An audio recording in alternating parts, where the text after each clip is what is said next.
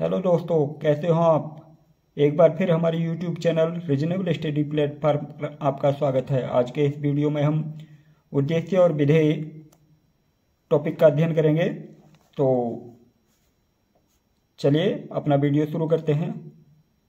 पहले देखते हैं कि वाक्य क्या है। शब्दों का वह सार्थक क्रम जिससे अपेक्षित अर्थ प्रकट होता है वाक्य कहलाता है।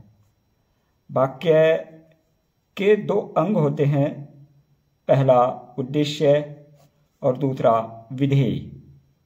तो जो वाक्य होता है उसके मुख्य दो अंग होते हैं। यह कई बार परीक्षा में पूछा जाता है कि वाक्य के कितने अंग होते हैं। तो वाक्य के दो अंग होते हैं, पहला उद्देश्य और दूसरा विधेय। उद्देश्य क्या है। उद्देश्य को अंग्रेजी में सब्जेक्ट भी कहते हैं, जिसके बारे में वाक्य में कुछ कहा जाता है उस शब्द या शब्द समूह को उद्देश्य कहते हैं। इसकी पहचान यह है कि वाक्य की क्रिया के साथ कौन या किसने लगाकर प्रश्न करने पर जो उत्तर प्राप्त होता है उसे उद्देश्य कहते हैं। जैसे लड़कियां खेलती हैं, तो पहचान में हमने बताया था कि क्रिया से पहले कौन या किसने लगाकर प्रश्न करते हैं तो जो उत्तर प्राप्त होता है वह उद्देश्य है। तो देखते हैं, खेलती है, कौन खेलती है, लड़कियां खेलती हैं, तो लड़कियां इसमें उद्देश्य है। आतंकवादी प्रत्येक देश में फैले हुए हैं, तो प्रत्येक देश में कौन फैले हुए हैं, आतंकवादी, तो आतंकवादी हमारा उद्देश्य होगा। रोहित शर्मा ने 16 छक्के लगाकर अभूतपूर्व कीर्तिमान बनाया, तो 16 छक्के लगाकर अभूतपूर्व कीर्तिमान किसने बनाया, अभूतपूर्व कीर्तिमान किसने बनाया, किसने लगाने पर किसने बनाया, रोहित शर्मा ने। इसका उत्तर आता है रोहित शर्मा ने, तो रोहित शर्मा इसका उद्देश्य है। बेवकूफ कौवे ने गाने की कोशिश की, तो किसने गाने की कोशिश की, बेवकूफ कौवे ने। तो इन वाक्यों में लड़कियां, आतंकवादी, रोहित शर्मा और बेवकूफ कौवा ये सभी हमारे उद्देश्य हैं। वाक्यों में हमने देखा कि वाक्य का उद्देश्य एक शब्द का भी हो सकता है और इससे अधिक शब्दों का भी हो सकता है। जैसे बेवकूफ कौवे ने गाने की कोशिश की, तो इसमें जो उद्देश्य था बेवकूफ और कौवे, ये दो शब्दों से मिलकर बना है।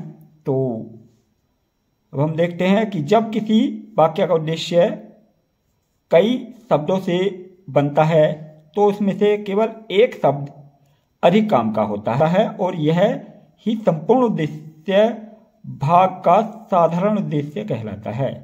जो हमारा उद्देश्य में काम का शब्द होता है उसे ही हम साधारण उद्देश्य कहते हैं, और साधारण उद्देश्य के अतिरिक्त जो शब्द होते हैं उन्हें हम उद्देश्य विस्तार कहते हैं। तो जैसे हम ऊपर वाले वाक्य में अगर देखें कि बेवकूफ कौवे ने गाने की कोशिश की, तो किसने गाने की कोशिश की थी, बेवकूफ कौवे ने। इसमें जो मुख्य शब्द है वह कौवा है और इसमें जो अतिरिक्त शब्द हैं वह बेवकूफ है, इसलिए हम इसे उद्देश्य विस्तार कहेंगे बेवकूफ को। अब इसकी पहचान किस प्रकार कर सकते हैं। इसकी पहचान है कि साधारण उद्देश्य के साथ कितना, किसका या कैसा लगाकर प्रश्न करने पर उत्तर में उद्देश्य का विस्तार मिलता है। सुंदर फूल मन को भा जाते हैं, तो इस वाक्य में देखते हैं मन को भा जाते हैं, क्या भा जाते हैं या कौन भा जाते हैं, सुंदर फूल। सुंदर फूल मन को भा जाते हैं, तो इसमें उद्देश्य सुंदर फूल है। तो जो सुंदर फूल इसमें साधारण उद्देश्य है, और साधारण उद्देश्य में कैसे शब्द लगाने पे उत्तर मिल रहा है सुंदर। तो कैसे फूल हैं? सुंदर फूल। तो जो सुंदर है इसका उद्देश्य विस्तार है और फूल इसका साधारण उद्देश्य है। अगले वाक्य में मेरे विचार इसके बिल्कुल विपरीत हैं। कौन बिल्कुल विपरीत है? मेरे विचार। तो कौन लगा देने पर उद्देश्य निकला? मेरे विचार। किसके लगाने पर? विचार से पहले किसके लगाने पर मेरे उत्तर मिल रहा है, तो मेरे इसका उद्देश्य का विस्तार है। आगे है सूर्य की किरणें अब पहाड़ियों की चोटियों पर पहुंच गई हैं। पहाड़ियों की चोटियों पर कौन पहुंच गई हैं? सूर्य की किरणें। तो किरणें इसमें साधारण उद्देश्य है। तो किसकी किरणें? किसकी किरणें? सूर्य की किरणें। सूर्य की किरणें इसका जो उद्देश्य है और इसमें किरणें साधारण उद्देश्य है तथा सूर्य की उद्देश्य विस्तार है। विधेय। विधेय को अंग्रेजी में प्रेडिकेट भी कहते हैं। कि में उद्देश्य के बारे में जो कुछ कहा जाता है अथवा उद्देश्य जो कुछ कार्य करता है वह सब विधेय कहलाता है। इसकी पहचान है कि वाक्य में उद्देश्य के अतिरिक्त जो शब्द समूह होते हैं या शब्द होते हैं उन्हें हम विधेय कहते हैं। इसमें मुख्यतः क्रिया सम्मिलित होती है।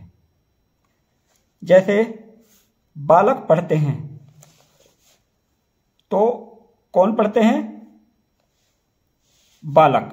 अब बालक के अतिरिक्त, क्योंकि बालक उद्देश्य है तो बालक के अतिरिक्त पढ़ते हैं, ये विधेय है और यही क्रिया है। पंडित जी या पंडित यज्ञ करता है, तो यज्ञ कौन करता है? पंडित। कौन लगाने पर उद्देश्य निकला? पंडित। और उद्देश्य के अतिरिक्त यज्ञ करता है, ये उद्देश्य है। मैं वहां सोने के लिए जाऊंगा, तो सोने के लिए कौन जाएगा? मैं उद्देश्य को छोड़कर जो भाग बचा है वहां सोने के लिए, यह सब विधेय है। विधेय एक शब्द का भी हो सकता है और शब्दों का समूह भी हो सकता है। वाक्य में विधेय भी कई शब्दों का होता है जिसमें क्रिया भी सम्मिलित होती है। विधेय में क्रिया भी सम्मिलित होती है। जब विधेय केवल एक शब्द का होता है तब शब्द की क्रिया ही वह शब्द होती है। क्रिया के अतिरिक्त जो शब्द शेष रह जाते हैं उन्हें हम विधेय विस्तार कहते हैं। और इनकी पहचान के लिए क्रिया के साथ कब, कहाँ, कितनी, कैसा और क्यों लगाने पर जो उत्तर मिलता है वह विधेय विस्तार कहलाता है। जैसे तुम उसके आते ही चली जाओगी, तो तुम उद्देश्य है, चली जाओगी क्रिया है, तो क्रिया से पहले कब चली जाओगी? उसके आते ही, तो उसके आते ही विधेय का विस्तार है। संध्या इलाहाबाद आई, तो कौन आई? संध्या। ये उद्देश्य है, बाकी भाग विधेय है।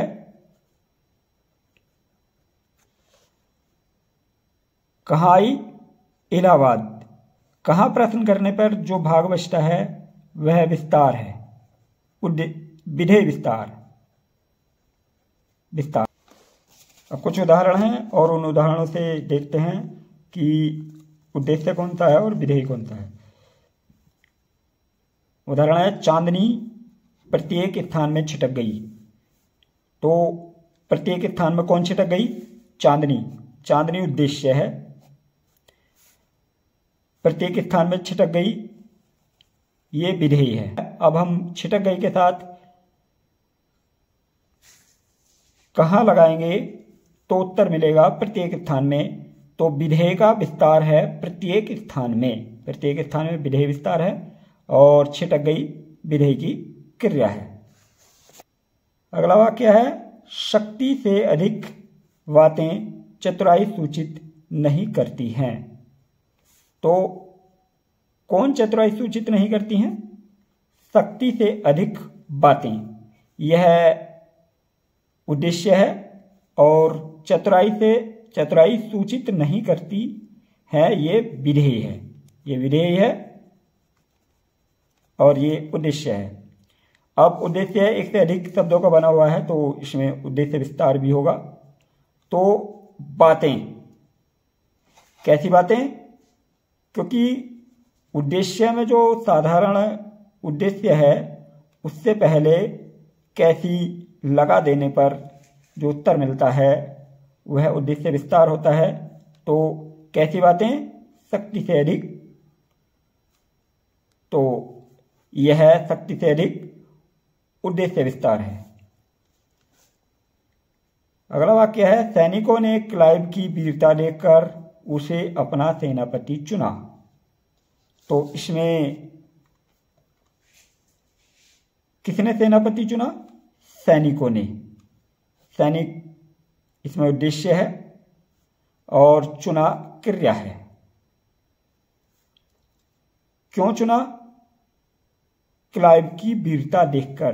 क्रिया से पूर्व क्यों लगा देने पर जो उत्तर मिला है वह विधेय विस्तार है। विधेय विस्तार उसे कर्म है और अपना सेनापति इसमें पूरक है। तृषा के पिताजी संप्रेक्षक हैं। संप्रेक्षक कौन है? तृषा के पिताजी। तो ये एक से अधिक शब्दों का बना हुआ है, इसलिए पिताजी, किसके पिताजी? तो तृषा के। तो तृषा के जो है इसमें उद्देश्य विस्तार है।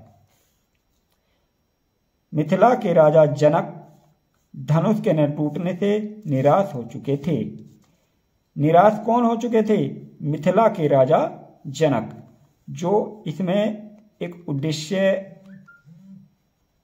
उद्देश्य है और धनुष के न टूटने से ये विधेय है। तो अगर आपको यह वीडियो पसंद आई हो तो आप इसे अधिक से अधिक लाइक और शेयर कीजिए तथा ऐसे ही वीडियो देखने के लिए हमारे YouTube चैनल को सब्सक्राइब कीजिए। धन्यवाद।